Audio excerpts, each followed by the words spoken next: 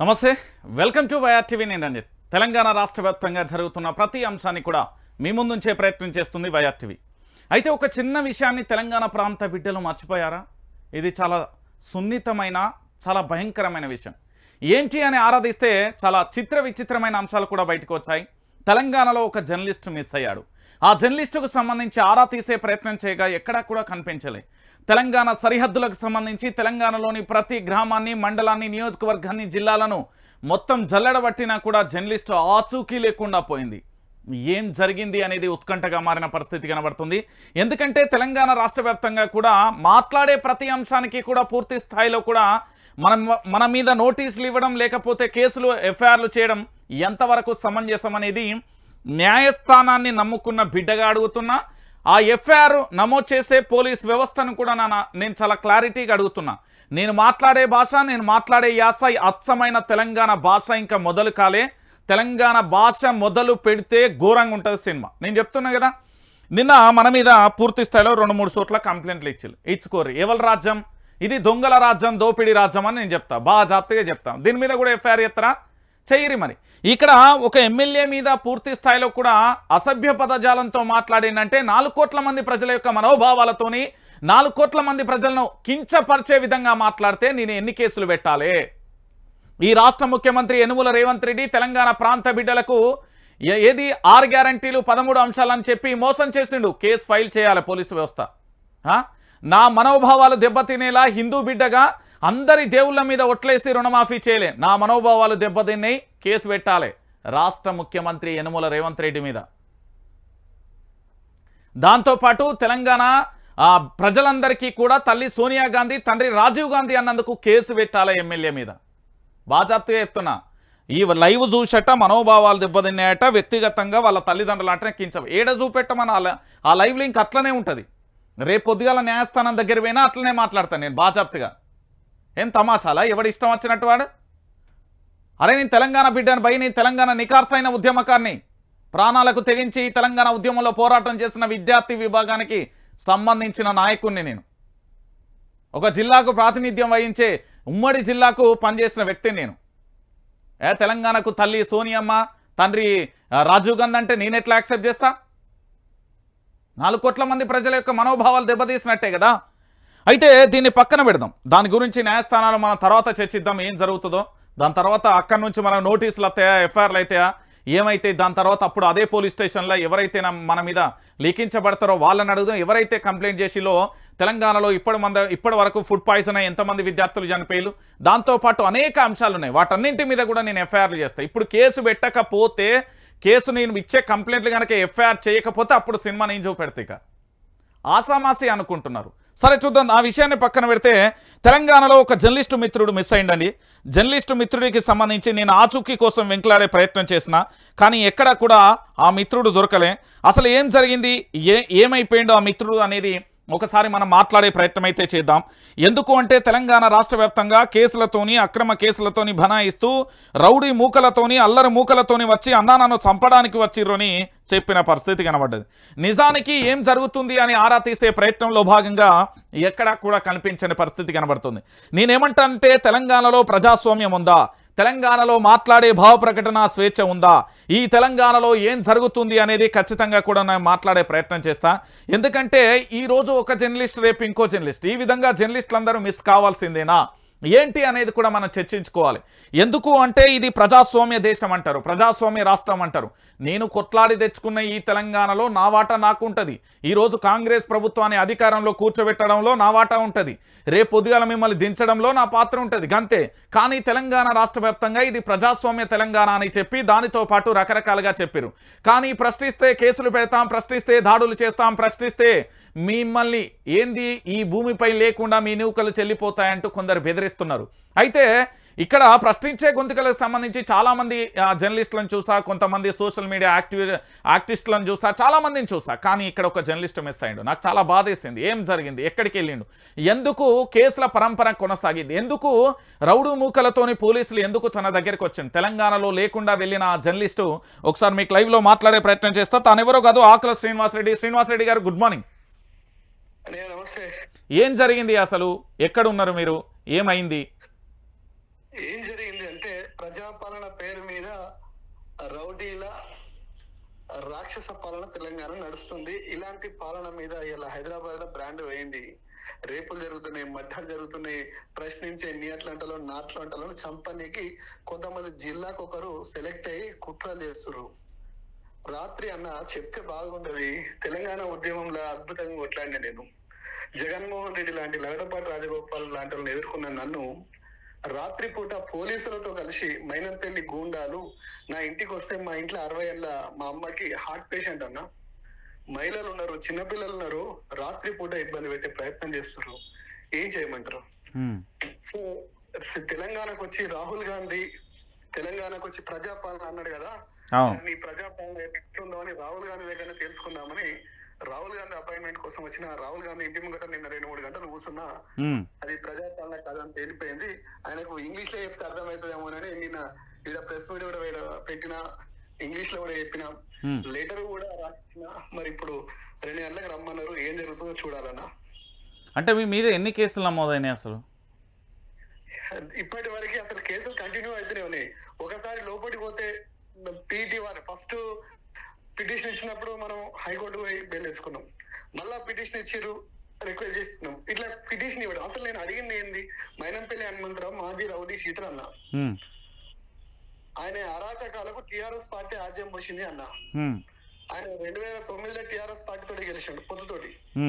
2014లో ఒకే రోజు 4 కండువాలు, దేశంలో ఎవరు కప్పుకోలేదు, ఎవరు భాగ్యమేందో 4 కండువాలు కప్పుకున్న రాజకీయ వ్యభిచారి అంటారా కానరా? ఒకటే రోజు 4 కండువలు. కొంతమందికి కండువ అంటే తల్లి లాంటిది, వాళ్ళు పుట్టుగా చచ్చిపోయినాక కూడా కండువ కప్పుకోవాలనుకుంటారు. అట్లాంటి పార్టీల కండువను ఒకే రోజు 4 మారుస్తాడు. ఈయన రాజకీయ వ్యభిచారా అని అన్న పాపానికి నా మీద కేసులు పెట్టి, కేసులేమో సాయంత్రం 5 గంటలకు పెడతారు, 5 గంటల కేసులు అయిపోతుంది. దేశంలో ఎన్ని అసలు తెలంగాణలో సమస్యలు లేనట్టు 5 గంటల కేసు అయితే రాత్రి 12 గంటలకు మంచిగా హైదరాబాద్ సిద్దిపేటకు వచ్చి బిర్యానీ అని తిని మైనంపల్లి అనుచరులు పోలీసు వాళ్ళు కలిసి కూర్చొని మాట్లాడుకొని రాత్రి 2:30కు 3 గంటలకు నన్ను లిఫ్ట్ చేయాలని చూస్తారు. లిఫ్ట్ చేసి మైనంపల్లి ఇంటికన్నా లేకపోతే ఫామ్ హౌస్ కన్నా తీసుకపోయి కొట్టాలని వాళ్ళ ఆలోచన, ఇనకపోతే చంపాలనే ఆలోచన వాళ్ళది ఉన్నది. రంజిత్ భాయ్ నువ్వు కూడా చాలా జాగ్రత్తగా ఉండు, వెనకటి లెక్క లేదు ముచ్చట. తప్పితే ఇప్పుడు ముఖ్యమంత్రి ఎట్లుంటే కార్యకర్తలు అట్లుంటారు. ఏకంగా ముఖ్యమంత్రి సంపూరి గుద్దూరి పేగులు మెడలేసుకుందాం, మానవ బాంబులు అయిదామన్నాక ఏమైతుంది ఇక పరిస్థితి? నిజంగా రంజిత్ భాయ్ నీ మీద కూడా ఏదో కేసు అయినట్టుంది, సిరిసిల్లలో అయిందో మనకు కాదు తెలియదు, పిటిషన్ అయితే పోయినట్టుంది.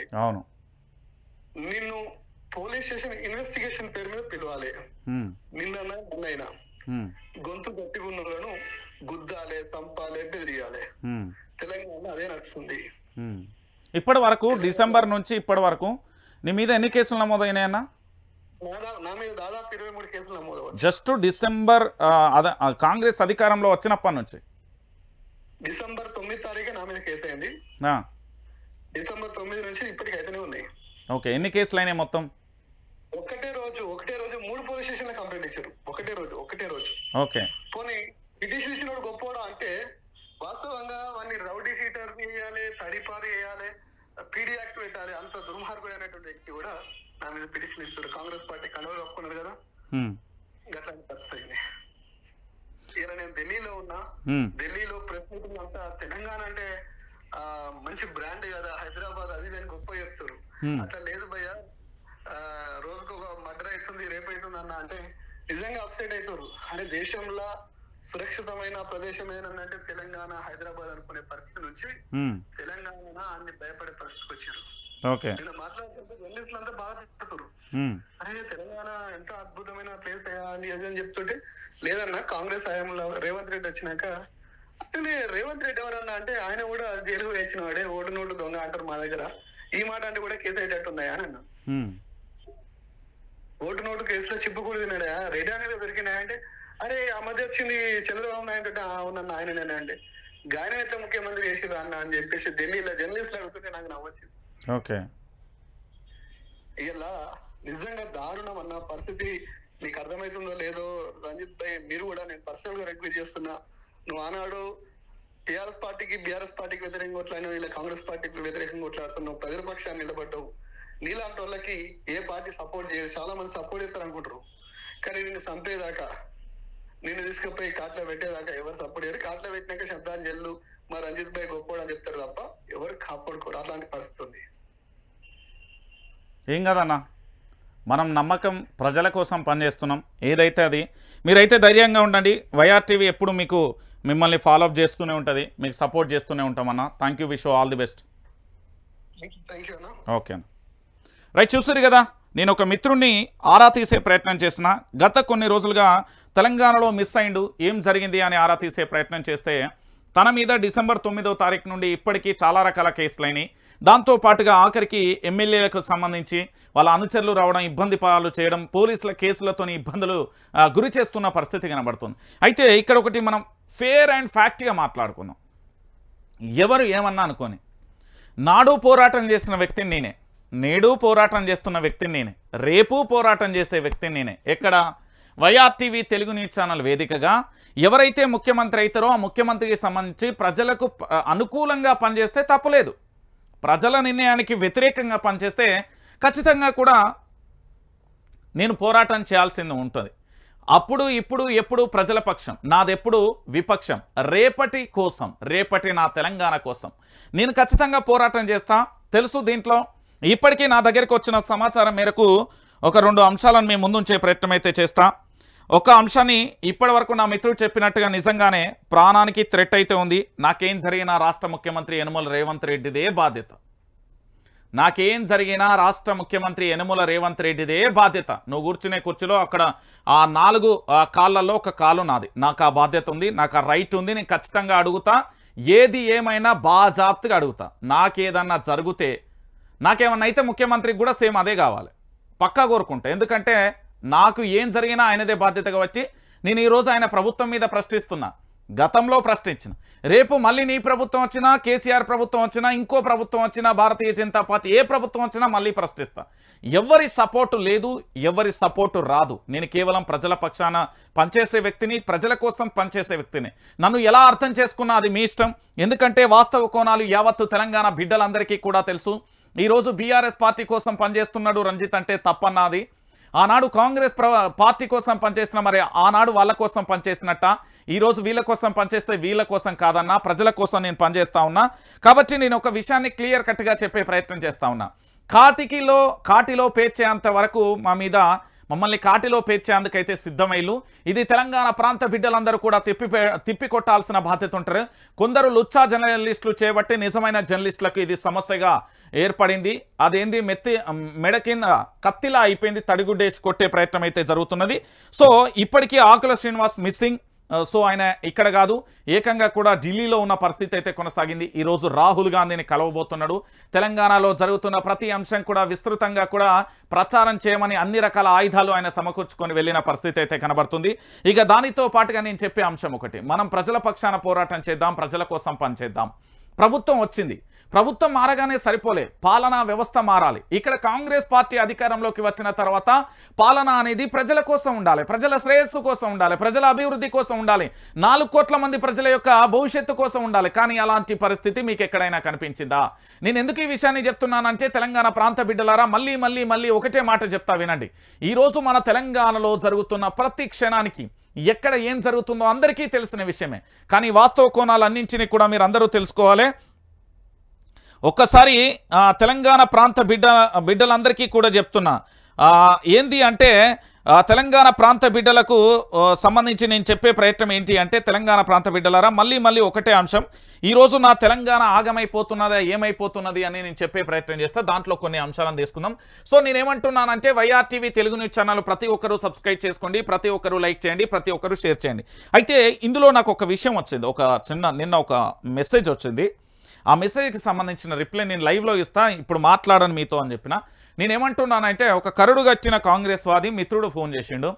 అన్నా ఇది మా పార్టీ, మా 3 రంగుల పార్టీ, మాది గాంధీ పార్టీ కాదంటలేం, కానీ అలాంటి పరిస్థితి తెలంగాణలో లేదు అన్నా. ఎందుకంటే తుంగతుర్తిలో బాంబు విషయంలో చూడొచ్చు, కార్యకర్తల విషయంలో చూడొచ్చు, జర్నలిస్టుల విషయంలో చూడొచ్చు, కేసుల విషయంలో చూడొచ్చు, అన్ని విషయాలలో కూడా చూస్తున్నాం. కాబట్టి కొంచెం జాగ్రత్త అన్నా అని చెప్పిండు. నేనేమంటున్నా అన్నా అంటే, జాగ్రత్త నాకు కాదన్నా, ముఖ్యమంత్రికి చెప్పండి. ఆయన మారితే ఖచ్చితంగా పాలనా వ్యవస్థ అనేది మారితే అందరూ సంతోషంగా ఉంటారు. ఇక్కడ తెలంగాణ రేవంత్ రెడ్డి జాగిరీ కాదు, లేకపోతే ఎవడి జాగిరీ కాదు, ఇది తెలంగాణ ప్రాంతాల ప్రజలది. తెలంగాణ అందరూ సంతోషంగా ఉంచే ప్రయత్నం చేయాలి, కానీ ఇట్లా చేయడం కరెక్ట్ కాదు. ఖచ్చితంగా పెట్టుకొని ఇప్పుడు ఎమ్మెల్యే గారు మాట్లాడిన భాషకేమో స్వాగతం. ఎమ్మెల్యే మీద ఎన్ని కేసులు ఇవ్వాలి? ఇప్పుడు నేను వరుస వెచ్చి కొడితే తెలంగాణలో ఉన్న 10 జిల్లాలలో అన్ని పోలీస్ స్టేషన్లో కంప్లైంట్ చేపిస్తాను నేను. ఏది రంజిత్ మాట్లాడిన అందుకే కొన్ని రాజ్యాంగాన్ని చెప్పటోళ్ళని ఉండాలి, రాజ్యాంగాన్ని బోధించే వ్యక్తి అయినా ఉండాలి, రాజ్యాంగాన్ని వినే వ్యక్తి అయినా ఉండాలి. ఈ సగంగాలతో ఇదే పరిస్థితి. వీడియో అన్న సక్క చూడరు, లేకపోతే అలా ఏం మాట్లాడిర్రు అనేది తెలియదు, ఏమీ తెలియదు. పోయిర్రు మనోభావాలు ఇబ్బంది, మా ఎమ్మెల్యే గారిని మమ్మల్ని అదే ఎవ్వరు అంటలేరు. ఇక్కడ మీ ఎమ్మెల్యే గారు ఎమ్మెల్యే కావడానికి నా యొక్క చెయ్యి ఉంది. ఉత్తనే ఆషామాషిగా రాడు, మేడేం వేరే గ్రహం నుండి దిగిరాలే కదా. ఈరోజు తెలంగాణలో పరిస్థితులు ఎట్లున్నాయంటే గిడొక అన్నం చూపెడతా, ఒకసారి చూడుర్రి. ఈ అన్న ఏమంటున్నాడు, ఏం కథ అనేది ఒకసారి తెలంగాణ ప్రాంత బిడ్డలు మీరే వినండి. ఇదేంది పత్తి చేను అన్న, ఏమనుకుంటున్నారు? ఒకసారి జూమ్ చేయి. ఇది పత్తి చేను, మంచిగా చూడండి. పత్తి చేను ఇది ఏంది, ఎండాకాలమా ఇట్లా ఎండిపోయింది, రెమ్మలన్నీ రాలిపోయినాయి, లేకపోతే ఏమన్నా బర్రెలు వచ్చినాయా, లేకపోతే గుడ్లు వచ్చినాయి, లేకపోతే ఏమన్నా పశువులు వచ్చినాయి, ఇట్లా ఏమైపోయింది, లేకపోతే ఏదన్నా పూర్తి స్థాయిలో కూడా ఏమన్నా అయిందా అని మీరు ఆరాధిస్తాలేమో. అలాంటి పరిస్థితి ఇక్కడ ఏమీ లేదు. చాలా క్లారిటీగా చూడండి. ఇక్కడ ఏంటి అంటే మొత్తం కూడా పంటను పాడు చేసిల్లు అధికారులు. పురుగుల మంది తాగి ఆత్మహత్య యత్నం చేసిండు. ఇది ఎక్కడో తెలుసా? ఆదిలాబాద్ జిల్లాకు సంబంధించి కుంటాల మండలం రాయల్పాడ్ తండాకు చెందిన రైతు జ్ఞానేశ్వర్ తన 3 ఎకరాల పంటను సాగు చేస్తున్నాడు. ఆ పంటను అధికారులు గొర్రెలతో మేయించారని ఆవేదన వ్యక్తం చేస్తున్న పరిస్థితి. మరి ఇప్పుడు దీనికి రాష్ట్ర ముఖ్యమంత్రి గారు ఏం సమాధానం చెప్తారు? ఇప్పుడు నేను అధికారుల మీద ఎఫ్ఐఆర్ చేపియాలనా, లేకపోతే రైతు చేత ఎఫ్ఐఆర్ చేపియాలనా, ఏం చేయాలి?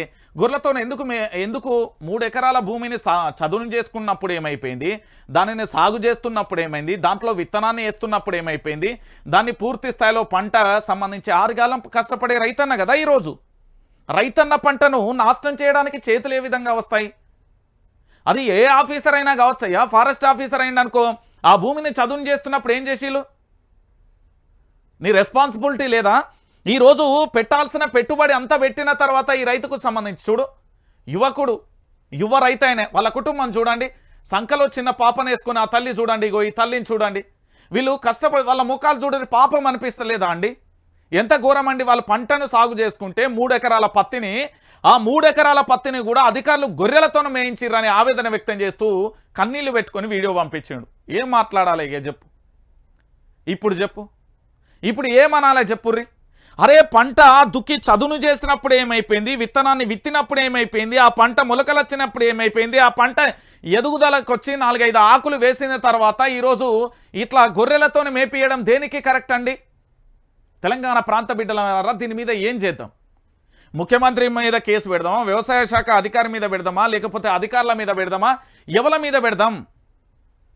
ఈరోజు తెలంగాణలో రైతులు అనే వ్యక్తి బతకకూడదా? రైతులు అనే వ్యక్తి ఉండకూడదా?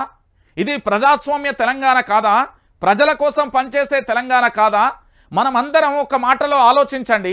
ప్రజల పక్షాన ఉంటున్నందుకు నా మీద ఈరోజు హత్యాయత్నం నమోదుగా నన్ను హత్య చేయడానికి ప్రణాళిక చేస్తున్నారు. చాలా రోజులుగా కూడా ఆ రిక్కీ అనేది కొనసాగుతూ ఉన్నది. నేను చెప్తున్నా కదా, 2 మాజీలు కలిసి ఇప్పటికీ కుట్ర చేస్తున్నారు. దాంతోపాటు చాలామంది నా మీద నిఘా వేసిన పరిస్థితి. ఈరోజు రాష్ట్ర ప్రభుత్వాన్ని ఏమడుగుతా ఉన్నా, మీరు అధికారంలోకి వచ్చిలు మంచి పరిపాలన చెయ్యి అని అడుగుతా ఉన్నా. ప్రజల కోసం అధికారంలోకి వచ్చినప్పుడు ప్రజా శ్రేయస్సు కోసం, ప్రజా అభివృద్ధి కోసం, ఈ 4 కోట్ల మంది ప్రజల కోసం పనిచేయని చెప్తా ఉన్నా. కానీ ఇక్కడ ఏంది, మొలకచ్చిన పంటను పూర్తి స్థాయిలో 3 ఎకరాల పత్తి చేను నాశనం చేయడానికి వాళ్ళకు చేతులు ఎట్లొచ్చినాయని కన్నీళ్లు పెట్టుకుంటున్నాడు రైతన్న. ఇక ఇలాంటి పరిస్థితి చూసినప్పుడు నాలాంటోడికి మాట్లాడాలనిపించదా? నేను ఉప్పు కారం తింటలేనా, నాకు సావలే కదా. ఇది తెలంగాణ ఉద్యమం నుండి వచ్చిన రూపం. సలసల బగమని మండుతుంది. నా తెలంగాణ ప్రాంత బిడ్డకి ఏమైనా కూడా కోపం వస్తుంది. ఒకసారి మీరు చూడు, ఈ 3 ఎకరాల పంట ఇట్లా అయిపోయిన పరిస్థితి కనబడుతుంది. ఇక ఇంకో చోట ఇది ఒక్కసారి చూడండి. నీడేంటి, ఈడ పేడ ఆర్టిస్టులు కాదు భయ్, నేను మళ్ళీ చెప్తా ఉన్నా.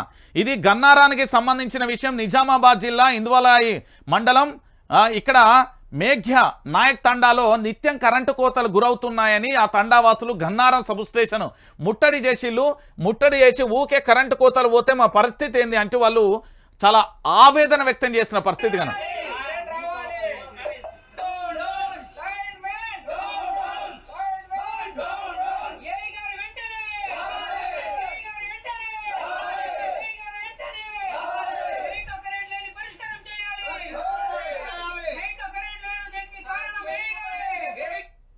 అర్థమైందా?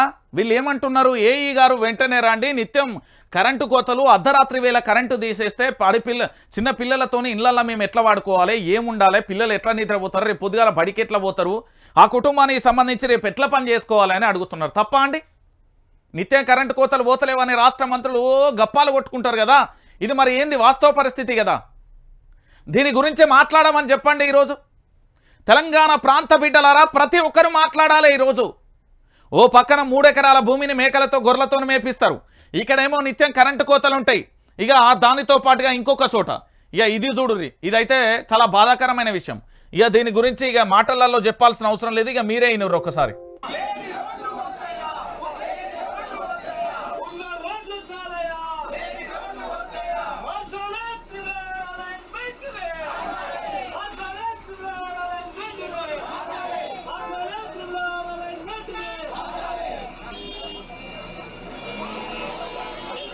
అర్థమైందా?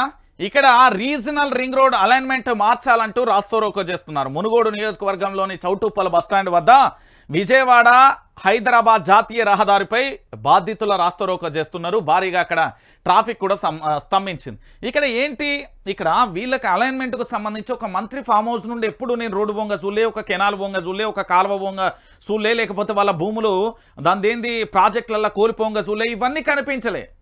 వాళ్ళు చెర్లల్లో ఇల్లు కట్టుకోవచ్చు, వాళ్ళు ఏంది మురికి కుంటల మీద కబ్జా చేయొచ్చు, భూములను కబ్జా చేయొచ్చు, ఎఫ్టీఎల్లో కట్టుకోవచ్చు, కానీ వాళ్ళకి ఏం కాదు. ఇక్కడ సామాన్యుల భూములు మాత్రం ఆగమైపోతున్న పరిస్థితి చూస్తూ ఉంటే కన్నీళ్లు వస్తున్న పరిస్థితి కనబడతా ఉంది. మరే నా తెలంగాణ ఎట్లుండే, ఏమైతున్నది ఈరోజు నా తెలంగాణ అనిపిస్తున్నది. ఈరోజు మన పొన్నం ప్రభాకర్ అన్న ఒక మాట మాట్లాడిండు, ఒకసారి వినాలే. పొన్నం ప్రభాకర్ అన్న ఏం మాట్లాడిండు అంటే, తెలంగాణ ప్రాంత బిడ్డలారా ప్రతి విషయాన్ని నేను ఎవిడెన్స్ త్రూ మాట్లాడుతూ ఉన్నా. ఆ రోజు అదే జర్నలిస్టులం అంటే నాతో పాటు పనిచేసిన జర్నలిస్టులు మాట్లాడిన భాష, ఈరోజు జర్నలిస్ట్ రంజిత్ మాట్లాడే భాష తేడా, పూర్వపరాలు కూడా భవిష్యత్తులో వినబెడతా. కేసులు ఎక్కడికక్కడ వాపసు తీసుకుంటే మీకే మంచిది, లేకపోతే అచ్చమైన తెలంగాణ లాంగ్వేజ్, తెలంగాణ లిపిని తీసుకొచ్చి చూపెట్టి అప్పుడు ఒక్కొక్కరికి బాక్స్ ఆఫీస్ షేక్ చేస్తా. ఒకసారి మా పొన్నమన్న ఏం మాట్లాడిండో చూడురి, తర్వాత మనం టాపిక్లోకి వెళ్దాం. చెప్పన్న పొన్నమన్న రాష్ట్ర వ్యాప్తంగా గురించి ఒక పెద్ద సమాచారం ఇచ్చిండు ఈనూరు. జంట నగరాలతో పాటుగా తెలంగాణ రాష్ట్ర వ్యాప్తంగా ఎక్కడైతే చెరువులు ఆక్రమణకు గురైన సమాచారం ఆ స్థానిక ప్రజలకు తెలిస్తే చాలు, దాన్ని ప్రభుత్వం దృష్టికి తీసుకురండి. ఎంత పెద్దవాళ్ళు ఉన్నా చెరువు ఆక్రమణకు గురి అయిందంటే అక్కడ సంబంధిత అధికారులు వచ్చి తగిన చర్యలు తీసుకుంటారు. ఈరోజు సమాజంలో మన బాధ్యతగా మనం భవిష్యత్తు తరానికి ఇచ్చేటువంటి వరం ఇది. మీ ప్రాంతంలో మీకు ఎక్కడ ఆర్టీఐ ద్వారా తీసుకున్నా, పూర్వీకుల దగ్గర నుంచి వచ్చేటువంటి వారసత్వంలో చెరువులు ఎక్కడెక్కడ ఉండనో తెలుసుకొని అవి ఆక్రమణకు గురైతే ఎంత పెద్దవాళ్ళైనా సరే, ఏ పార్టీ వాళ్ళైనా సరే ఆ సమాచారాన్ని ప్రభుత్వానికి ఫిర్యాదు రూపంలో చేయండి.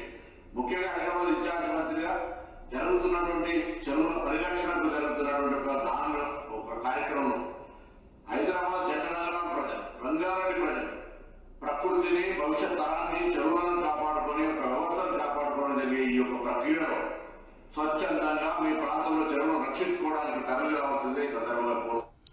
రైట్, ఉత్తమన్న ఏం చెప్తున్నాడు మీరు అందరు విన్నారు కదా. తెలంగాణ మన పొన్నమన్న ఏం చెప్తున్నారు విన్నారు కదా తెలంగాణ ప్రాంత బిడ్డలారా. పొన్నం ప్రభాకర్ అన్న ఏం చెప్తున్నాడు అంటే, రాష్ట్ర వ్యాప్తంగా జరుగుతున్న అంశాలకు సంబంధించి పూర్తి స్థాయిలో కూడా ఒక మాటలో తన భాషలో చెప్పిండు. ఏంది అంటే, ఈరోజు పూర్తిగా కూడా ఎక్కడైతే చెరువులు కుంటలకు ఆక్రమణ గురైతాయో అక్కడ సంబంధిత అధికారులను వచ్చి చర్యలు తీసుకుంటారో, ప్రభుత్వం ఎవరి మీద కక్ష సాధింపు చర్య లేదు అని చెప్పిండు. సరే పొన్నమన్న నోట్ దిస్ పాయింట్. ఇప్పుడు నువ్వు చెప్పిన అంశానికే నేను రిలేటెడ్గా చెప్తా. ఒకసారి ఇది చూడు, ఒకసారి దీన్ని చాలా క్లారిటీగా చూపెట్టు. ఎందుకంటే మళ్ళా పొన్నమన్న ఫీల్ అవుతాడు. పొన్నమన్న అంటే నాకు అమితమైన ప్రేమ. ఎందుకంటే మా పొన్నమన్న చాలా ఏంది అంటే చాలా ఎట్లా అంటే చాలా ఘోరం, ఆయన ఆవేశంతోని ఆ అన్యాయాన్ని ఎక్కడన్నా జరిగితే అక్కడ మా పొన్నమన్న ఉంటాడు. కాబట్టి పొన్నమన్న ఇదేందన్నా చెరువుల ఆక్రమణ గురైతే మాట్లాడమన్నాడు. ఇగో చూడు, హిమాయత్ చెరువులో మంత్రి పొంగులేటి ఇల్లుకు సంబంధించి ఆక్రమణ గురి చేసింది. ఈ పక్కనే సంధ్యా కన్వెన్షన్ ఇది గురి చేసింది. ఈ పక్కనే ఇంకొకటి ఉన్నారు, వాళ్ళు గురి చేసిరు. చెరువుల మామిడి తోట ఎక్కడి నుండి వచ్చిందన్న పొన్నమన్న? ఇప్పుడు రాష్ట్ర వ్యాప్తంగా చెరువులు అన్నావు కదా, నీ మంత్రుల ముచ్చటే చెప్తున్నా పొన్నమన్న. ఇది ఎక్కడి దాకా ఎందుకు? ఇక దీంతో పాటుగా ఒకసారి చూడుర్రి, మొత్తానికి ఇక్కడ ఏంది అంటే హిమాయత్ సంబంధించి ఈ 1783 అడుగులు అనుకుంటా బహుశా ఎఫ్టీఎల్కు సంబంధించి 1702 FTL 1700 అడుగులు. ఈ FTLకు సంబంధించి హిమాయత్ బఫర్ జోను 100 మీటర్కు సంబంధించిన గ్రీన్ జోను, దాంతోపాటు మరో 500 మీటర్కు సంబంధించి ఉంటుంది. తర్వాత దాంతోపాటు 1000 మీటర్లకు సంబంధించి కూడా ఇవన్నీ ఉంటాయి. ఇవన్నీ రూల్స్ అండ్ రెగ్యులేషన్స్. ఇక్కడ కొత్త టేపులు కొనడం అవసరమా? ఈ సర్కారు వీటిని కూల్చే దమ్ముందా? హిమాయత్ వివేక్ అన్నది సో పూర్తి స్థాయిలో ఇప్పుడు ఏం జరుగుతున్నది తెలంగాణలో అనేది మీకు చూపెడతా. సినిమా చాలా క్లారిటీగా గుర్తుపెట్టుకోర్రి. టేపులెందుకు దండగా, ఉత్తర్వులే ఉండగా. టేపులు అవసరం లేదు, ఉత్తర్వులే ఉన్నాయి. FTL నుంచి 500 మీటర్ల దాకా ఇటుక పేర్చవద్దు, గోడ కట్టవద్దు. FTL నుంచి 500 మీటర్ల వరకు ఇది రాసిన్న రూల్స్, ఎవడు మార్చేటి కాదు. ఇవి FTL 500 నుంచి 500 మీటర్ల దాకా ఇటుకలు పేర్చవద్దు, గోడ కట్టద్దు. అది పూర్తిగా నిషేధిత ప్రాంతం. 2007లోనే పురపాలక శాఖ మెమో జారీ చేసింది. కిలోమీటర్ పరిధిలోని నిర్మాణాలపైన ప్రత్యేక ఆంక్షలు విధించిన సర్కార్ ఈ మెమో మేరకు నిర్మాణం అనుమతులకు NOC జారీ. బయటకు రాకుండా మెమోను తొక్కిపడుతున్న జలమండలి. జీవో 168 ప్రకారం 100 మీటర్ల పరిధిలో నిషేధాజ్ఞలు. 100 మీటర్లు. మనోడు ఏమన్నాడు, మన అన్న పేరు ఏం పేరు ఉండే V6 వివేక్ అన్న చెన్నూరులో మాట్లాడుతూ, నాది 30 మీటర్ల దూరంలో ఉంది, నేను రూల్స్ ప్రకారమే కట్టిన. అన్నా ఇగో చూమిట్, నువ్వు మళ్ళా తెలుసుకోకపోతే తెలుసుకో. ఎందుకంటే ఇక్కడ పూర్తి స్థాయిలో జీవో 168 ప్రకారం 100 మీటర్ల పరిధిలో నిషేధాజ్ఞలు ఉంటాయి. 100 మీటర్లు ఉంటుందా ఇప్పుడు? ఇది పొంగులేటిది 100 మీటర్లు ఉంటుందా? వివేక్ అన్నది 100 మీటర్లు ఉంటుందా? పట్నం మహేందర్ది 100 మీటర్లు ఉంటుందా? గుత్తా సుఖేందర్ది 100 మీటర్లు ఉంటుందా? ఏం జరుగుతుంది తెలంగాణలో ఇప్పుడు చెప్పుర్రిగా. ఇగో మీకు చెప్తా ఇన్నరు. 111 జీవో ప్రాంతాలకు హైడ్రా విస్తరణ. క్వశ్చన్, పరిధి పెంచనున్న ప్రభుత్వం రేపో మాపో ఆర్డినెన్స్ జారీ. అందుకోసమే అసెంబ్లీ ప్రోరోంగ్. ఇక సినీ పెద్దలను కలవాలేదనే కక్ష. కన్వెన్షన్ పై మంత్రి కోమటిరెడ్డి ఫిర్యాదు. 3 రోజులలోనే నేలమట్టం చేసిన హైడ్రా అంటూ కూడా చెప్పిన పరిస్థితి. ఏంది అంటే మంత్రి కోమటిరెడ్డికి సంబంధించి సినీ ఆటోగ్రాఫీకి సంబంధించిన మంత్రి, ఆయనను వెళ్ళి బోకే పెట్టుకొని తీసుకొని వెళ్తే నాగార్జున గారో లేకపోతే అక్కినేని అఖిలో లేకపోతే వీళ్ళు పోయి వీళ్ళందరూ పోయి వాళ్ళ కుటుంబ సభ్యులు పోయి బోకే ఇస్తే సార్ సల్లవాడట, లేకపోతే కలవలేదనే కోపం మీద అంటూ ఇక్కడ ఒక అంశం. ఇక దాంతోపాటు బుల్డోజర్ న్యాయం అనాగరికం ఏంది? ఎవరైనా వ్యక్తి తప్పు చేసినట్లుగా ఆరోపణలు వస్తే అతడు తప్పు చేస్తాడా లేదా అనేది నిర్ధారించి శిక్ష వేయాల్సింది కోర్టు. ఏవైనా ఆరోపణలు రాగానే న్యాయాలను విచారించకుండా ప్రభుత్వమే కూర్చడం, చట్టాలను పాటించకపోవడమే అవుతుంది. ఇది తీవ్ర అనాగరికం, అన్యాయం. బుల్డోజర్ న్యాయం ఆమోదం నియమం కాదు. అలాంటి కూల్చివేతను వెంటనే ఆపాలి. ప్రియాంక గాంధీ కాంగ్రెస్ నాయకురాలు బుల్డోజర్ న్యాయంపై శనివారం చేసిన వ్యాఖ్యలు ఇవి. రైట్, షబాష్. ఇగో మీరు చూడుర్రి, మీ కాంగ్రెస్ పార్టీకి సంబంధించిన ప్రియాంక గాంధీ గారు చెప్పిళ్ళు, అయ్యా యనుమల రేవంత్ రెడ్డి గారు సినిమా పెద్దలు మిమ్మల్ని గలవలేదని కూల్చేసిల్లే. నిన్న రాత్రి అర్ధరాత్రి ఒక పెద్ద హోటల్లో సమావేశం జరిగింది. భయంకరంగా ఉండబోయే పరిస్థితులు ఉన్నాయి. ఎందుకంటే సినీ పెద్దలందరూ కూడా ఆగ్రహాన్ని వ్యక్తం చేసిన పరిస్థితి కనబడుతుంది. ఇక్కడ ప్రియాంక గాంధీ, సీఎం రేవంత్ రెడ్డి గారు ఈ మాటలు వింటున్నారా? మీ పార్టీకి సంబంధించి ఎవరో సోనియా గాంధీ గారి గారాల పట్టి ప్రియాంక గాంధీ గారు, గౌరవ ప్రియాంక గాంధీ గారు చాలా అద్భుతంగా మాట్లాడేలు మేడం. మీకు తెలంగాణ ప్రాంత బిడ్డల ప్రజలందరి తరపున కూడా కృతజ్ఞతలు. ఎందుకంటే ప్రియాంక గాంధీ గారు ఎంత అద్భుతంగా మాట్లాడారంటే, ఇగో ఇట్లా మాట్లాడేటోళ్ళు, నిజాలు మాట్లాడేటోళ్ళు వాళ్ళ పార్టీకి సంబంధించిన జాతీయ స్థాయిలోనే మాట్లాడేది. ఒకసారి మీరే మళ్ళొకసారి చెప్తాను. బుల్డోజర్ న్యాయం అనాగరికం. ఎవరైనా వ్యక్తి తప్పు చేసినట్లుగా ఆరోపణలు వస్తే అతడు తప్పు చేశాడా లేదా అని నిర్ధారించి శిక్ష వేయాల్సింది కోర్టు మాత్రమే, ప్రియాంక గాంధీ గారు చెప్పారు. ఏవైనా ఆరోపణలు రాగానే న్యాయాలను విచారించకుండా ప్రభుత్వమే కూల్చడం, చట్టాలను పాటించకపోవడమే అవుతుంది. ఇది తీవ్ర అనాగరికం, అన్యాయం. బుల్డోజర్ న్యాయం ఆమోదనీయం కాదు. అలాంటి కూల్చివేతలు వెంటనే ఆపాలి. ప్రియాంక గాంధీ కాంగ్రెస్ నాయకురాలు బుల్డోజర్ న్యాయంపై శనివారం చేసిన వ్యాఖ్యలకు సంబంధించి చూస్తారు. మరి రేవంత్ రెడ్డి గారు ఇప్పుడు ఏమంటారండి? మీ పార్టీకి సంబంధించిన జాతీయ స్థాయిలో ప్రియాంక గాంధీ గారు మాట్లాడారు. ఇప్పుడు మరి ప్రియాంక గాంధీ గారిని మీరు పట్టించుకుంటారా? ప్రియాంక గాంధీ గారి మాటలను విస్మరిస్తారా? దీన్ని జూమ్ చేసి చూపెట్టి తెలంగాణ ప్రాంత బిడ్డలారా చూడండి మళ్ళొక్కసారి. ప్రియాంక గాంధీ గారు యనుమల రేవంత్ రెడ్డి గారు చేసే పనులను తీవ్రంగా ఖండించినట్టే. ఇక్కడ చాలా క్లారిటీగా కూడా ఉంది. ఈ బుల్డోజర్ న్యాయం అనేది అనాగరికం అంటూ ప్రియాంక గాంధీ గారు చాలా స్పష్టంగా, క్లారిటీగా, క్లియర్గా చెప్పిర్రు అని చెప్పడానికి ఇగో ఇంత పెద్ద నిదర్శనం. ప్రియాంక గాంధీ గారు బుల్డోజర్ న్యాయంపై శనివారం రోజు చేసిన వ్యాఖ్యలు ఇవి. ఈ రోజు ఆదివారం, నిన్నటి రోజున ప్రియాంక గాంధీ గారు చేసిన వ్యాఖ్యలండి. ఏమని చెప్తుంది ప్రియాంక గాంధీ? మీ ఇష్టం వచ్చినట్టు చట్టాలను మీ చేతిలో తీసుకొని న్యాయాలు ఏంటి అన్యాయం ఏంటిది అని న్యాయాలను పూర్తి స్థాయిలో కూడా సమీక్షించాల్సింది, దాని గురించి పరీక్షించాల్సింది కేవలం కోర్టుకు మాత్రమే ఉంటుంది. మీరు ప్రభుత్వానికి ఎలాంటి విచారించకుండా ప్రభుత్వమే కూల్చడం అనేది మీ చేతిలోకి చట్టాన్ని తీసుకున్నట్టే ఇది తీవ్రమైన అనాగరికం. అంటే మీరు పూర్తి స్థాయిలో కూడా నాగరికంలో లేరు అని చెప్పిన పరిస్థితి ఇది కదా. ఇది ప్రియాంక గాంధీ అంటే. శబాష్ ప్రియాంక గాంధీ అంట. ఇప్పుడు నేను శబాష్ అంట, ఇగో సెల్యూట్ కూడా చేస్తా. ఇది ప్రియాంక గాంధీ అంటే. ఏమని చెప్తుంది? రేవంత్ రెడ్డి గారు వింటున్నారా? మీ పార్టీకి సంబంధించిన రాహుల్ గాంధీ గారి సోదరి సోనియా గాంధీ గారి కూతురు, కాంగ్రెస్ పార్టీకి సంబంధించిన జాతీయ స్థాయిలో పాపులారిటీ ఉన్న నేత మన ప్రియాంక గాంధీ గారు మాట్లాడిన అద్భుతమైన మాటలు ఇవి. చూడండి, ప్రియాంక గాంధీ గారి బాటలో నడవండి. ప్రియాంక గాంధీ గారి బాటలో నడిచి అప్పుడు చూపెట్టండి వాట్ ఈజ్ వాట్ ఏంటిది అని. ఈరోజు ప్రియాంక గాంధీ గారు ఇంత అద్భుతంగా మాట్లాడారు కదా. ఇప్పుడు దీని గురించి ఎవరు పూర్తి స్థాయిలో దీని గురించి ఎవరు సమీక్షిస్తారు? ప్రియాంక గాంధీ గారి మాటలు పట్టుకుంటారా మీరు? ఒక్కసారి ఆలోచించండి. ఇక టార్గెట్ పల్లా అనురాగ్ గాయత్రి విద్యా సంస్థల భవనాలు బఫర్ జోన్లోనే ఉన్నాయని ఇరిగేషన్ శాఖ ఫిర్యాదు. పోచారం ఐటీ కారిడారు పిఎస్లో కేసు నమోదు. రాజకీయ కక్షలతోనే కేసులు, చట్టపరంగా పోరాడతాం పల్లా రాజేశ్వర్ రెడ్డి. ఈరోజు ఈ సినిమా అంతా దేనికి అనేది నేను చెప్తా. ఇప్పుడు చెప్తా అసలు మ్యాటర్ దేనికోసం, ఈ కూల్చివేతలు దేనికోసం అంటే కేవలం కల్వకుంట్ల తారక రామారావును టార్గెట్ చేసి చెప్పిళ్ళు. కానీ తారక రామారావు కూల్చుకోరాయా, నా తప్పుంటే నేనే వచ్చి ఆడ నిల్చుంటా అని మొగం లెక్క సవాల్ చేసిపోయిండు. ఈరోజు పూర్తి స్థాయిలో కూడా తెలంగాణ ప్రాంత బిడ్డలందరికీ కూడా అర్థమైపోతుంది. ఒక్కసారి ఇక్కడ చూడాలి. ఇది చూడుర్రి. ఈ ప్రభుత్వానికి ఒక చట్టం లేదు, ఒక నిబంధన లేదు, ఒక విధానము లేదు. రాజ్యాంగం పౌరులకు కల్పించిన ప్రాథమిక హక్కుల పట్ల కనీసం గౌరవం లేదు. ఆఖరికి పౌరునికి తన వాదన వినిపించుకునే సమయాన్ని కూడా లేదు. ఒక్క నోటీస్ కూడా ఇవ్వకుండా, ఏ వాదన కూడా వినకుండా, ఏ చట్ట ప్రక్రియను పాటించకుండా అర్ధరాత్రి తెల్లవారుజామున, దానితో పాటు శనివారం ఆదివారం వంటి ఆ కోర్టులకు సెలవులుండే రోజులలో ఏదో శత్రు దేశం మీద జరిపినట్టుగా దాడులు, ధ్వంసాలు, కనీసం ఇంట్లోని విలువైన లేదా అవసరమైన వస్తువులను కూడా తీసుకునే వ్యవధి కూడా ఇవ్వకుండా కూల్చివేస్తలు చేస్తుంది. అంటే తెలంగాణ ప్రాంత బిడ్డలారా, ఇక్కడ ఏం జరుగుతుంది? నిజాం ప్రభు కంటే మించిన ఘోరమైన తప్పిదం జరుగుతుంది. బహుశా ఉమ్మడి ఆంధ్రప్రదేశ్ బెటర్ అనిపిస్తుందేమో. ఇప్పుడు ఉమ్మడి ఆంధ్రప్రదేశ్ పరిపాలన బెటర్ అనిపిస్తుంది ఇలాంటి అరాచకాలను చూసినప్పుడే. ఇప్పుడు ఏదైనా చట్టం ప్రకారం వెళ్ళాలంటే, ఏమైనా చేయాలంటే మొట్టమొదటిసారిగా ఇగో పలానా రంజిత్ ఉన్నాడు, నేనే ఉన్నా, నేను అక్రమ కట్టడాలే గచ్చినా అనుకో, నోటీసులు ఇవ్వాలి. దాని మీద 15 రోజుల సమయం ఉంటుంది. దాన్ని కోర్టుకు వెళ్ళాలి. మేము నోటీసులు ఇస్తే మీరు కోర్టుకు వెళ్తారు. మేము ఇయ్యం. చట్టం మీ అయ్యా జాగిరా. చట్టం నీ చేతిలోకి ఎట్లా తీసుకుంటావు? సినిమాలలో చూస్తలేవా? చట్టాలు ఎవరి చేతిలో ఉండాలి? ప్రజల చేతిలో ఉండాలి. తర్వాత ఏమవుతుంది? ప్రజాస్వామ్యం వస్తుంది. ఒకసారి చూడుర్రి. ఇప్పటికే రేవంత్ రెడ్డికి పూర్తి స్థాయిలో గ్రామాన కాంగ్రెస్ పార్టీ సర్పంచ్లను ఓడించడానికి ఎవరెవరైతే ఇల్లు ఓడిపోయిల్లో ఇంకొక ఎకరం పోయినా మంచిదే కానీ ఈయనను ఓడగొట్టాలని కంకణం కట్టుకొని గ్రామాలకు బయలుదేరుతారు. ఇప్పుడు ఇల్లు కోల్పోయిన వాళ్ళందరూ ఊళ్ళల్లో సర్పంచ్లే చేస్తారు. 10 లక్షలు పెట్టే కాడ ₹1 కోటి పెడతా. ప్రజాస్వామ్యం లేనప్పుడు నేను తప్పు చేస్తే ఏందని బయలుదేరిలు. రేవంత్ రెడ్డి నీకు త్వరలో రుచి చూపెడతారు వాళ్ళు. ఇగో ఆక్రమణలు ఎవరు నిర్ధారించారు, ఎవరు పద్ధతి పాటించారు? ఒకసారి చూడుర్రి.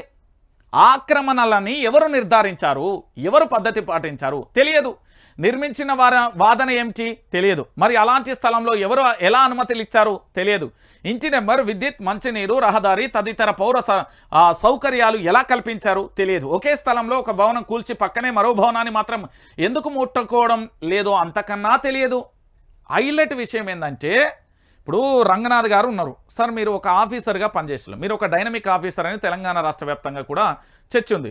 మరి డైనమిక్ ఆఫీసర్ కాదా అవును అనేది మా బండి సంజయ్ అన్న చెప్తాడు. ప్రస్తుతం కేంద్ర మంత్రి సంజయ్ అన్న చాలా క్లారిటీగా ఉన్నాడు. సంజయ్ అన్న దగ్గరికి రేపు ఎల్లుండి పోయి అది ఇస్తా అన్నాడు, తీసుకొని వచ్చి మరి ఇదే లైవ్లో చెప్పాలనుకున్నా, అది కూడా చెప్పే ప్రయత్నం చేస్తా. ఇప్పుడు నేను ఒక ఇల్లు తీసుకున్నా. ఆ ఇల్లుకు సంబంధించి నేను కరెంటు బిల్లు కడతాను, నల్లా బిల్లు కడుతున్నా, దాంతో పాటుగా రహదారుల సౌకర్యాలకు కూడా ఉన్నాయి. మరి విద్యుత్ నెంబర్ ఉన్నది, మంచినీరు ఉన్నది, ఇంటి నెంబర్ ఉన్నది. మరి ఎట్లా కూల్చేస్తారు? మరి ఆ రోజు పర్మిషన్ ఇచ్చిన వాడు తాగిన మైకంలో ఇచ్చిండా, ఇచ్చిన వాడు దద్దమ్మనా, లేకపోతే సన్నాస, అధికారి కాదా, లేకపోతే అనధికారి ఇచ్చిండా, చట్టాలు లేవా, కళ్ళు మూసుకున్నాయా, నిద్రపోయినాయా, న్యాయస్థానంలో న్యాయదేవత లెక్క వీళ్ళ కళ్ళ గంతులు కట్టుకుని ఏమన్నా పర్మిషన్ ఇచ్చిర్రా? తప్పు చేసింది అధికారి మీద చర్యలు తీసుకోవాల్సింది పోయి ఈ సామాన్య మధ్యతరగతి పేదవాళ్ళ మీద ఇలా చేయడం ఎంతవరకు కరెక్ట్ అంటారు తెలంగాణ ప్రాంత బిడ్డలారా? ఒకసారి మీరు అందరూ కూడా ఆలోచించాలి. ఐ రిక్వెస్ట్ తెలంగాణ ప్రాంత బిడ్డలందరికీ చేతులను వినమ్రించి అడుగుతా ఉన్నా, అధికారి కదా పర్మిషన్ ఇచ్చేటోడు, ఆ అధికారికి సంబంధించి ఎందుకు సస్పెండ్ అయ్యావు, ఎందుకు ఆయన మీద చర్యలు తీసుకోవు? ఒకవేళ ఆయన మీద నిజంగానే రాజకీయ ఒత్తిళ్ళు ఉన్నాయంటే ఒత్తిళ్ళు చేసిన వాళ్ళు ఎవరైనా కూడా లోపలిద్దాం రమ్మను. ఇది కరెక్టేనా? ఒకసారి చూడండి, ఇంకొక అంశాన్ని కూడా చూడండి. ఆక్రమణల నిర్మాణం అయితే నిరభ్యంతరంగా కూల్చేయండి, తప్పులేదు. కానీ భారత రాజ్యాంగం చట్టసభలలో ఇందుకోసం కొన్ని చట్టాలు రూపొందించాయి. వాటిని పాటించాలి, నోటీసులు ఇవ్వాలి, వాదనలు వినాలి, తగినంత సమయం ఇచ్చి తర్వాత కూల్చివేతలు మొదలు పెట్టాలి. అంతేగాని రాత్రికి రాత్రి ఏంది అంటే పిండారీల మీద పడ్డనట్లుగా ఈ దాడులు ఏమిటి, రజాకార్లు ఊరి మీదుగా పడ్డట్లు ఈ భయం ఏంది, భయానకరమైన పరిస్థితులను సృష్టించడం ఏంటి? ఆ భవనాలనేం రాత్రికి రాత్రి ఎక్కడికో పారిపోతాయా? వాటిని నిర్మించిన వారు ఎక్కడికైనా ఎత్తుకుపోతారా? కోర్టుకు పోయే అవకాశం కూడా ఇవ్వకుండా చీకటి దాడులేమిటి? ఇంకొకటి, కూల్చివేతలలో ఒక్క కాంగ్రెస్ నేత భవనం ఎందుకు కూలదు? ప్రత్యర్థి పార్టీల నేతలే టార్గెట్గా ఫ్యాక్షన్స్ రాజకీయాలు నడుస్తున్నాయి. రాజకీయ కక్షలు తీర్చుకోవడానికి ప్రత్యర్థులను ఏంది అంటే టెర్రరైజ్ చేయడానికి పూర్తి స్థాయిలో కూడా ఏలిన వారు కోరిన కోరికలు తీర్చడానికి, వారిపై కక్ష తీర్చుకోవడానికి ప్రభుత్వం ఉత్తరాదిలోని బుల్డోజర్ రాజకీయం ఎంచుకుందా? దీని వెనుక ఎత్తుగడ ఏమిటి ప్రభుత్వం గమనించిందో లేదో? ఇలాంటి కూల్చివేతల మధ్య ఈ మధ్యనే ఒక కోర్టు 20 ఏళ్ల క్రితం కట్టిన భవనాలకు అన్ని రకాల అనుమతులు ఇచ్చి పౌర సౌకర్యాలు అన్ని కల్పించి పన్నులు కూడా వసూలు చేసుకుని ఇప్పుడు హఠాత్తుగా అక్రమ కట్టడాన్ని కూల్చివేస్తామంటారా అని ఆగ్రహం వ్యక్తం చేసింది. దేశంలో ఒక రాజ్యాంగం ఉంది, దానికి ప్రభుత్వం దాని తాలూకా కూల్చివేతల బీగ్రేలు గమనించాలి. రాష్ట్రం ఎవడి జాగిరి కాదు, ఎవని జాగిరి కాదు. నేను చెప్తున్నా కదా, ఇగో నిన్న నాగార్జున ఎన్కన్వెన్షన్ కూల్చివేత తెల్లవారుజామున నుంచే హైడ్రా ఆపరేషన్ తుమ్మిడి కుంట చెరువు ఎఫ్టీఎల్ బఫర్ జోన్లో 3.30 ఎకరాలలో అక్రమ నిర్మాణాలు. రంగనాథ్ ఫిర్యాదులు రావడంతోనే కూల్చివేత. తుమ్మిడి కుంట చెరువును ఆనుకొని ఉన్న నటుడు నాగార్జున ఎన్కన్వెన్షన్ సెంటర్ను కూల్చివేస్తున్న దృశ్యాలు. ఏం లేదు, నాగార్జున నట బొకే పట్టుకొని ఆ సినిమా ఆటోగ్రఫీ మంత్రి దగ్గరికి పోలేదట, దానికోసం కక్షగట్టి కూల్చేసిల్ అనేది మొదటి అంశం. ఏంది అప్పుడు కేటీఆర్ లేకపోతే హరీష్ రావు వాళ్ళందరూ ఉన్నప్పుడు వేయరు కదా, మరి ఈరోజు ఎందుకు పోలే? ఇగో ఇక్కడ చూడుర్రి, అంగుళం భూమిని కూడా ఆక్రమించలేదు. కోర్టు ఆదేశాలకు విరుద్ధంగా కూల్చివేతలు. నోటీసులు ఇవ్వకుండా కూల్చడం బాధాకరం. తీర్పు వ్యతిరేకమైతే నేనే కూల్చేస్తా. నాగార్జున నోటీసులు గడువు ఇవ్వకుండా ఎట్లా కూలుస్తారు? ఏ నిబంధన కింద ఇంత అర్జెంటు చర్యలు? హైడ్రాను నిలదీస్తున్న హైకోర్టు స్టే విధింపు అంటూ కూడా చెప్పిన పరిస్థితి. ఇగో తెలంగాణలో పరిపాలన లేదురా నాయన, గుర్తుపెట్టుకోరి. తెలంగాణలో పరిపాలన అనేది లేనే లేదు. నేను ఇప్పటికీ క్లారిటీగా చెప్తున్నా, బల్లగుద్ది చెప్తున్నా, రాసిత్తా బాండ్ పేపరు. ఎందుకు అంటే హైకోర్టే చెప్పింది. ఇలా హైకోర్టు నిన్న ఏమన్నదో తెలుసా? హైడ్రాను నిలదీసింది. ఏ నిబంధన కింద ఇంత అర్జెంటుగా కూల్చేస్తున్నావు?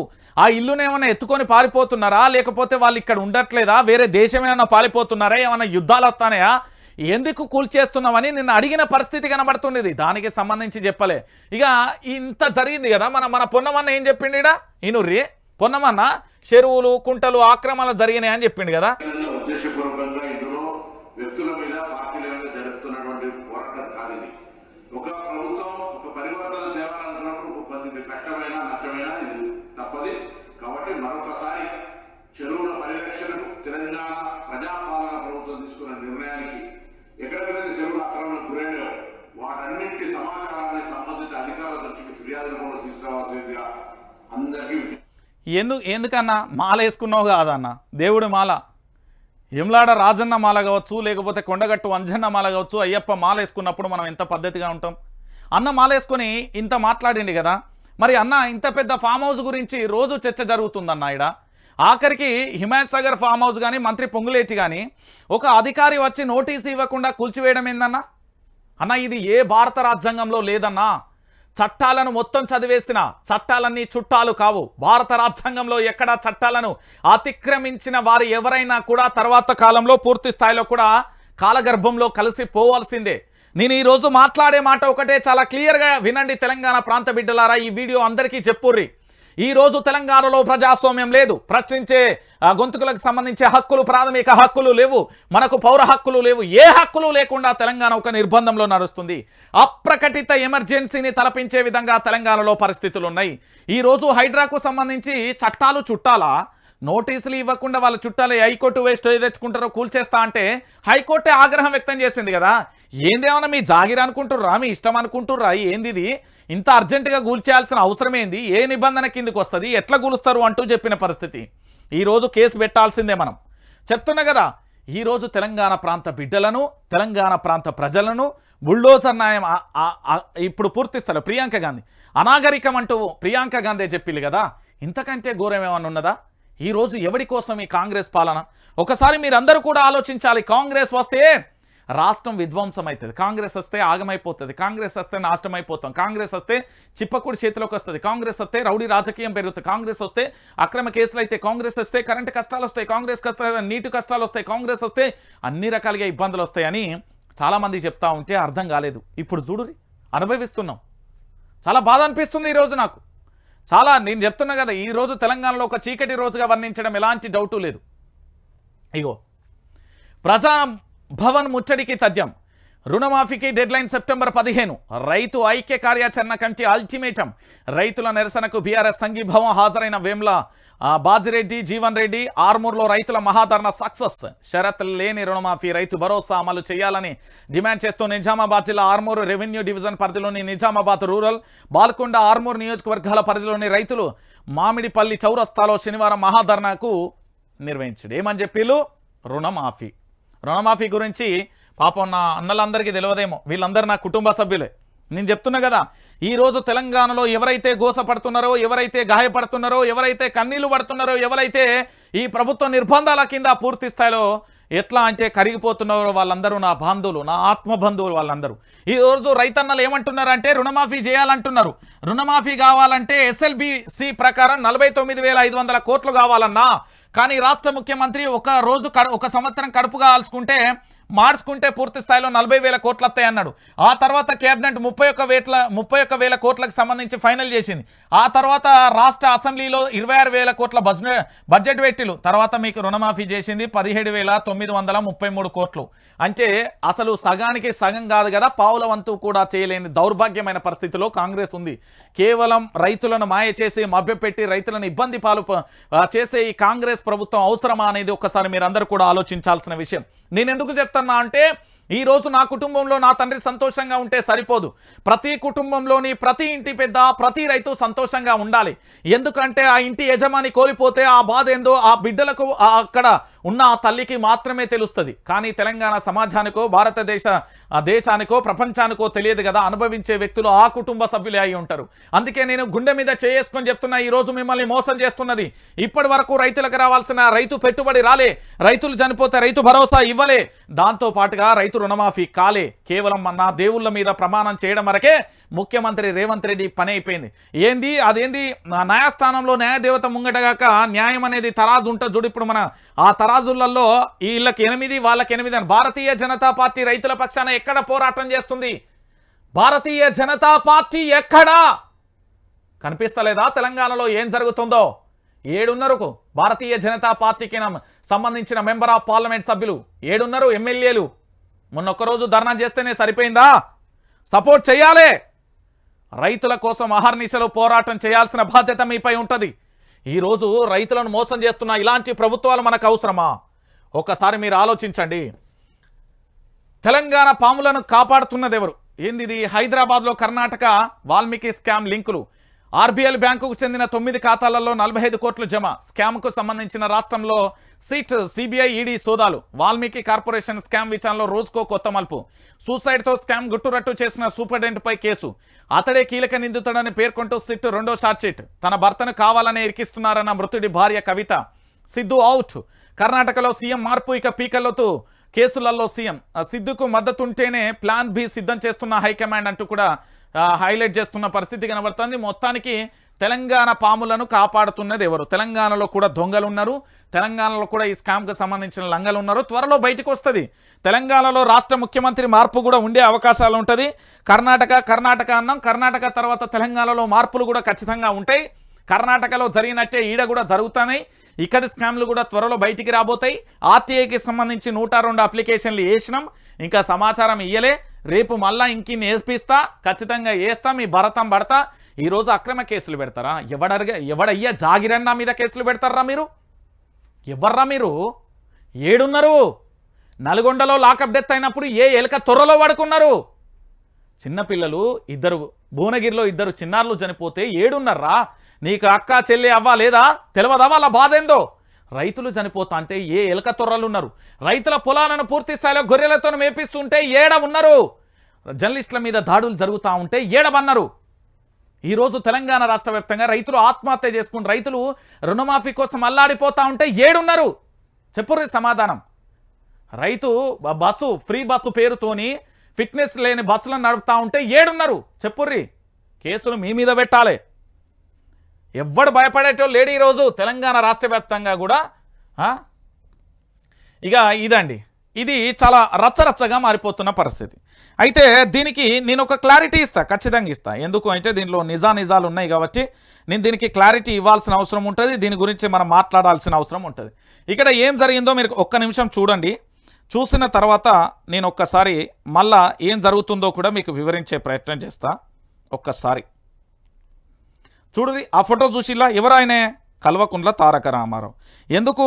నిన్న మహిళా కమిషన్ దగ్గరికి సంబంధించి వారు మహిళల విషయంలో ఏది మాట్లాడిన మాట తప్పు అంటూ పూర్తి స్థాయిలో వారికి నోటీసులు జారీ చేసింది. దానికి సంబంధించిన నోటీసులు ఇవ్వమని చెప్పింది కదా. ఎవరు? ఒకసారి చూడండి. శనివారం హైదరాబాద్ మహిళా కమిషన్ కార్యాలయంలో కేటీఆర్కు రాఖీ కడుతున్న మహిళా కమిషన్ సభ్యురాలు. రాఖీ కడితే నోటీసులు. కేటీఆర్కు ఏంది దట్టి రాఖీలు కట్టిన 6 మహిళా కమిషన్ సభ్యులకు తాకీదులు. వారికి నోటీసులు జారీ చేసిన చైర్పర్సన్ మహిళా కమిషన్ ఎదుట కేటీఆర్ హాజరు. ఆలాపంగా చేసిన వ్యాఖ్యలపై విచారణ వ్యక్తం చేసిన కమిషన్ వివరించా. మరోసారి రమ్మన్నారు. తప్పకుండా వెళ్తా. బీఆర్ఎస్ మహిళా నేతలపై కాంగ్రెస్ మహిళా నేతలు దాడులను ఖండిస్తున్న కేటీఆర్. అయిపోయింది.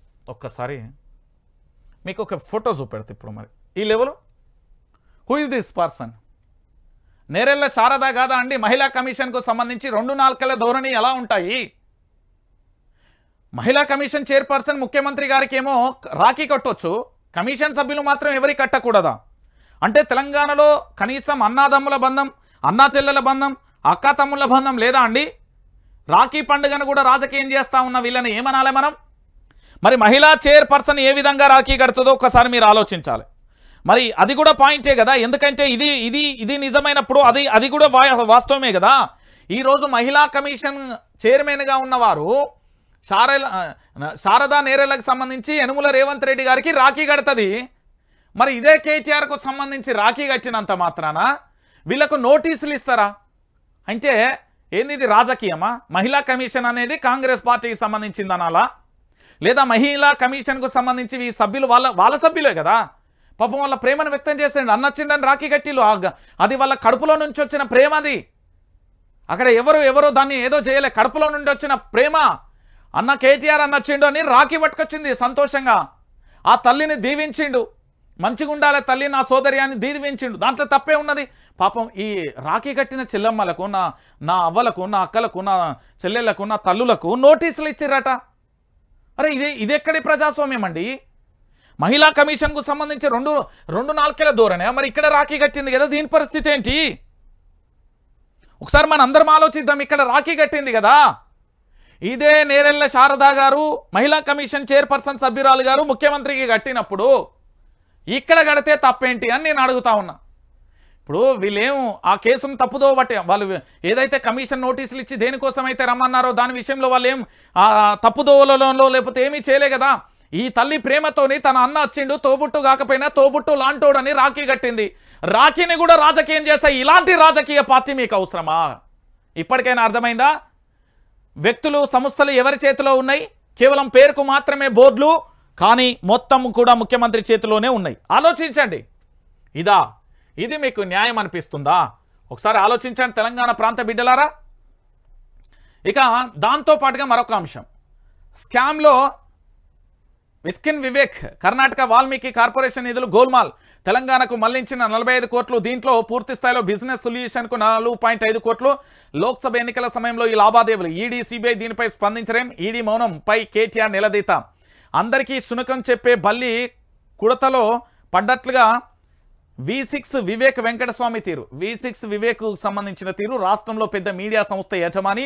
ఉదయం లేస్తే ప్రజాస్వామ్య విలువలు అంటూ ఉదరగొట్టే ఆ ఛానల్ పెద్ద మనిషి స్వయంగా కర్ణాటకలో జరిగిన స్కామ్లో ఇరుక్కున్నారు.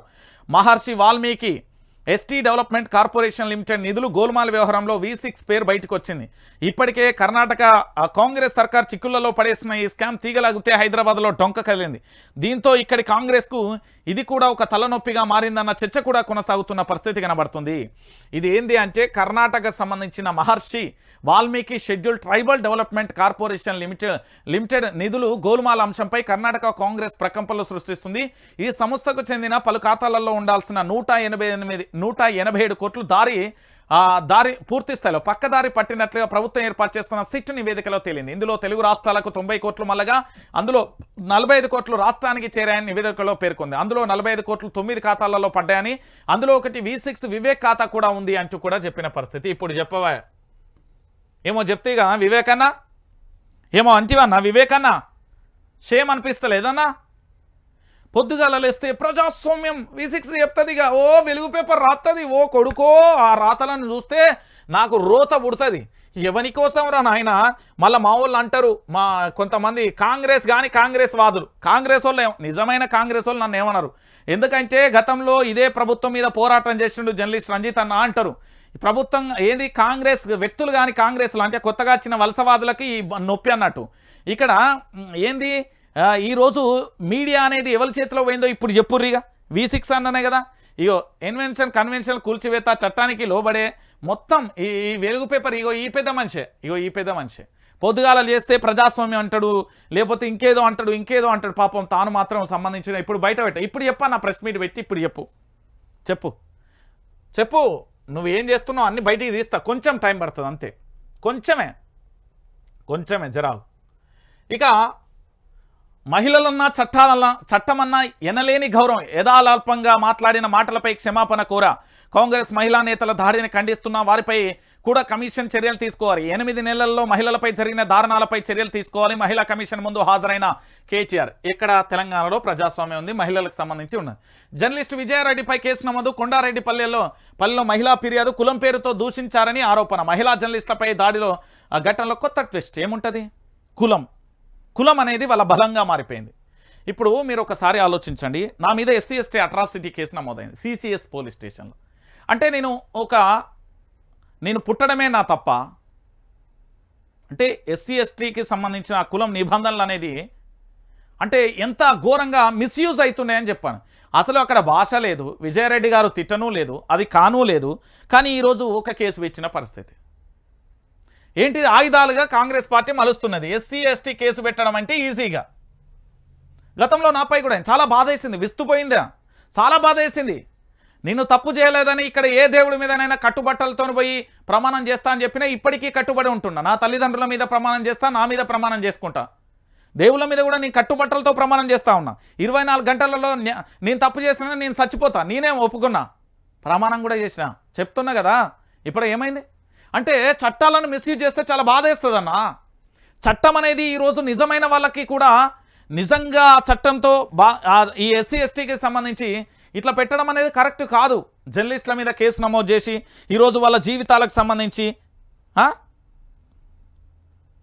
ఒక్కసారి మీరు ఆలోచించాలి. కాంగ్రెస్ పార్టీ చట్టాలను మిస్యూజ్ చేస్తుంది అని నేనంట. మీరు యాక్సెప్ట్ చేస్తారా?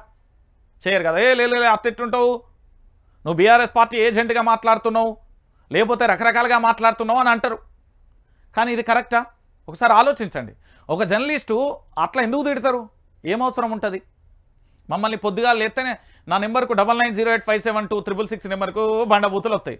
వాటన్నిటి మీద కేసులు పెట్టుకుంటూ పోతే పోలీస్ స్టేషన్లలో FIR పేపర్లు సరిపోతాయా? సర్లే వాళ్ళు ఆవేశంగా ఉన్నారు, కాస్త ఓపిక ఇస్తాం, ఓ 5 నిమిషాలు సరే అన్న ఒకసారి నేను చెప్పేది అని అంటాం. ఇన్న తర్వాత వాళ్ళే సారీ అంటారన్న, క్షమించన్నా, సారీ అన్న, తప్పైందన్న, జర ఏమనుకోకే, కొద్దిగా ఆవేశంలో అన్న అంటాడు. సరే అన్న అది కాదు ఇది అని చెప్తాం, చల్లబడతారు, అయిపోతుంది. కానీ ఆ క్షణం నా మనసు పడే క్షోభ ఎవరికి తెలియదు. అట్లనే ఈరోజు విజయారెడ్డి గారు లేకపోతే ఇంకోలైనా కేవలం కులం పేరుతో ఇది పెట్టడం కరెక్ట్ కాదు. నేను చెప్తున్నా కదా, ఇది ప్రజాస్వామ్యం అనబడదు. ఇది ప్రజాస్వామ్యం అసలు అనబడదు. ఇది ఎంత ఘోరం అనేది ఒకసారి తెలంగాణ ప్రాంత బిడ్డలందరూ కూడా ఆలోచించాలి. ఈరోజు తెలంగాణ రాష్ట్ర వ్యాప్తంగా ఒకసారి మన బచ్చన్న ఏమో నిన్న మాట్లాడిందని మా వాళ్ళు లొల్లి ఎత్తాలి జర్నలిస్టుల మీద. ఒకసారి అది చూపెట్టన్నా అని చెప్పిండు. ఒకసారి నిన్న వీళ్ళ కూల్చివేతలకు సంబంధించి మా సోదరుడు అడిగిండు. అధికార పార్టీకి మీరందరూ అర్థం చేసుకోవాల్సింది, ప్రభుత్వం అనేది ప్రజల అవసరాలని, ఆస్తుల్ని, వారి జీవితాలని ప్రొటెక్ట్ చేసుకుంటూ ముందుకు తీసుకుపోయి ఇక్కడ అధికార పార్టీయా లేకపోతే ప్రతిపక్ష పార్టీ అనేది అంశం కాదు. ప్రజలకు సంబంధించిన నగరాన్ని, ప్రజలకు సంబంధించిన లేక్స్ని కాపాడుకోవాలి ప్రభుత్వం ప్రధాన బాధ్యత. ఆ బాధ్యత చేస్తుంది. ఈ బాధ్యత వద్దని ఎవరైనా కోరుకుంటే ప్రజలు మనల్ని తప్పుపడతారు. అటువంటి చేయొద్దని కోరుతారు. అర్థమైందా? ఇంకొక మాట కూడా మనం అన్న మాట్లాడారు. ఎవరైనా కూల్చినటువంటి ప్రాంతాల్లో కట్టుకున్నటువంటి వాళ్ళు ఇల్లీగల్గా కూల్చారు, మాకు నోటీస్ ఇవ్వలేదు అంటే నాకు తెలిసి రాష్ట్ర ప్రభుత్వం నుంచి చేసే ప్రతి పనికి ముందుగానే నోటీసులు ఇస్తూ ఉన్నారు. అట్లాగే వాటన్ని లేక్స్లో ఎక్కడైతే కట్టారో, బఫర్ జోన్ కూడా కాదు, లేక్స్లోనే నేరుగా లేక్స్లో కట్టినటువంటి వాటిపైనే ముందుగా చర్యలు తీసుకుంటున్నారు. అన్న ఏమన్నాడు? ఆక్రమణలకు సంబంధించి పూర్తి స్థాయిలో నోటీసులు ఇస్తానా? బట్టన్న నేను తీసుకొస్తాను, నువ్వు రాజీనామా చేస్తావా? ఈ రాష్ట్ర కాంగ్రెస్ పార్టీకి డిప్యూటీ సీఎం పదవికి, ఎమ్మెల్యే పదవికి నువ్వు రాజీనామా చేస్తే కట్టుబడి ఉంటా అంటే నేను ఈరోజు నిన్న కూల్చివేసిన, మొన్న కూల్చివేసిన వాటికి ఎలాంటి నోటీసులు ఇవ్వలేదని నేను ఘంటాపదంగా చూపెడతా. రాజీనామా చేస్తారా? సార్, తెలంగాణ రాష్ట్ర డిప్యూటీ ఉప ముఖ్యమంత్రి గారు బట్టి విక్రమార్క గారు, నేను తీసుకొని వస్తా, మీరు రాజీనామా చేస్తారా? నేను మళ్ళీ చెప్తున్నా కదా, మీరు రాజీనామా చేస్తా అని చెప్పండి, ఇప్పుడే ఫైల్ తీసుకొని వస్తా. మీ అపాయింట్మెంట్ ఈ అపాయింట్మెంట్ మీరు ఎవరు పంపిస్తారో, ఎవరి చేత ఫోన్ చేపిస్తారో చెప్పండి. నేను ఇప్పటి వరకు మీరు కూల్చేసిన ప్రతి దాంట్లో కూడా నోటీసులు ఇవ్వకుండా కూల్చివేస్తారని నేను ఘంటాపదంగా నొక్కి చెప్తా ఉన్నా, తీసుకొస్తా. నేను నోటీసులు ఇవ్వలేదు మీరు కూల్చేసిన వాటికి అనేది ఆధారాలతో సహా తీసుకొస్తా. మీరు డిప్యూటీ సీఎం పదవికి, ఎమ్మెల్యే పదవికి తెలంగాణ రాష్ట్ర కాంగ్రెస్ పార్టీకి రాజీనామా చేస్తారా? మీరు రాజీనామా చేస్తారు అంటే నేను తీసుకొని వస్తా. అంటే తెలంగాణలో ఏమైపోతున్నది అంటే ఇంతకంటే నిదర్శనం ఇంకేముంటుంది? తెలంగాణ ప్రాంత బిడ్డలారా, నేను ఏం చెప్తున్నా అంటే ఈరోజు తెలంగాణ రాష్ట్ర వ్యాప్తంగా ప్రజల కోసం అనుక్షణం ప్రజా యుద్ధంలో పనిచేసేది కేవలం వైఆర్ టీవీ ఒక్కటే. ఎవ్వడు మీకోసం పనిచేయడు. ఓడి వారి యొక్క వ్యక్తి ఎదుగుదల కోసం పనిచేస్తారు.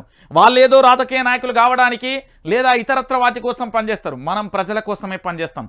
నాడు విపక్షం, నేడు విపక్షం, రేపు విపక్షం, ఎప్పుడు ప్రజల పక్షం. వైఆర్ టీవీని సబ్స్క్రైబ్ చేయండి అన్న.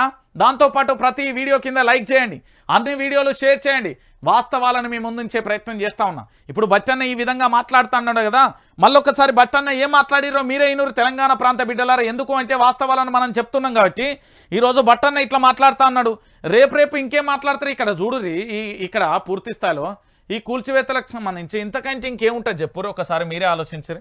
ఇంతకంటే ఇంకేముంటుంది తెలంగాణలో? ఇంత ఘోరంగా కూల్చేసిన తర్వాత ఒకసారి చూడు, ఆ తెలంగాణ రాష్ట్ర వ్యాప్తంగా ప్రజలందరూ కూడా ఆలోచించాల్సిన విషయం ఏంటి అంటే ఇంతకంటే దారుణాలు ఇంకేముంటాయి తెలంగాణలో? తెలంగాణలో కూల్చివేతలకు సంబంధించి ఇంతకంటే ఇంకేమన్నా ఉంటుంది?